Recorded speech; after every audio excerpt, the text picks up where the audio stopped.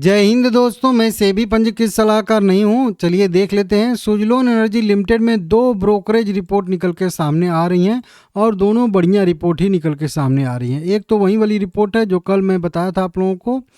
Q4 का इनका जो है ब्रोकरेज रिपोर्ट निकल के सामने आ रहा है।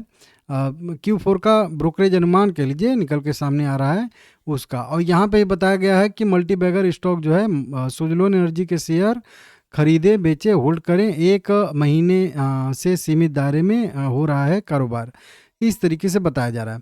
अब देखिए इसमें अगर देखेंगे तो पिछले एक महीने से सच में जो है साइडवेज ही कारोबार हो रहा है। ये वाला जो जिसको मैं कह रहा हूँ कि एक तरीके से इसको जो है आप पुल बैक की तरह से ट्रीट करिए इस तरीके से, ठीक है ना।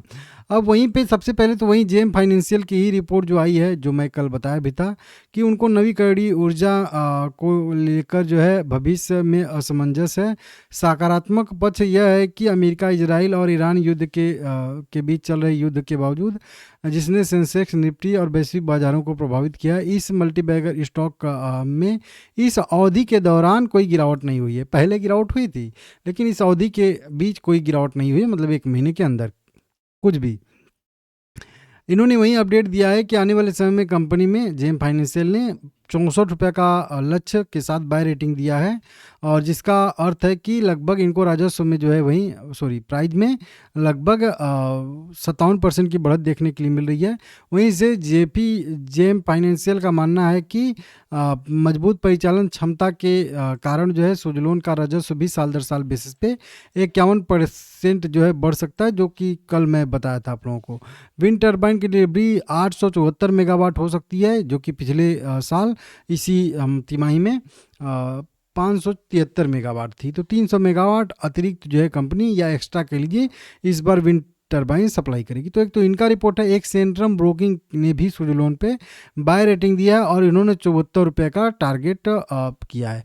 इस ब्रोकरेज फर्म का भी मानना है कि कंपनी की मजबूत स्थिति है, जिससे नवीकरणीय ऊर्जा क्षेत्र में बढ़ते अवसरों और आकर्षक मूल्यांकन मल्टीपल का लाभ मिलेगा। तो इस तरीके से इन्होंने सुजलोन, ये मोतीलाल ओसवाल ने भी सुजलोन एनर्जी के लिए बाय मतलब रेटिंग दिए हैं और लगभग 65 रुपये टारगेट अपना तय किए हैं, जो 60% की बढ़त दिखाता है।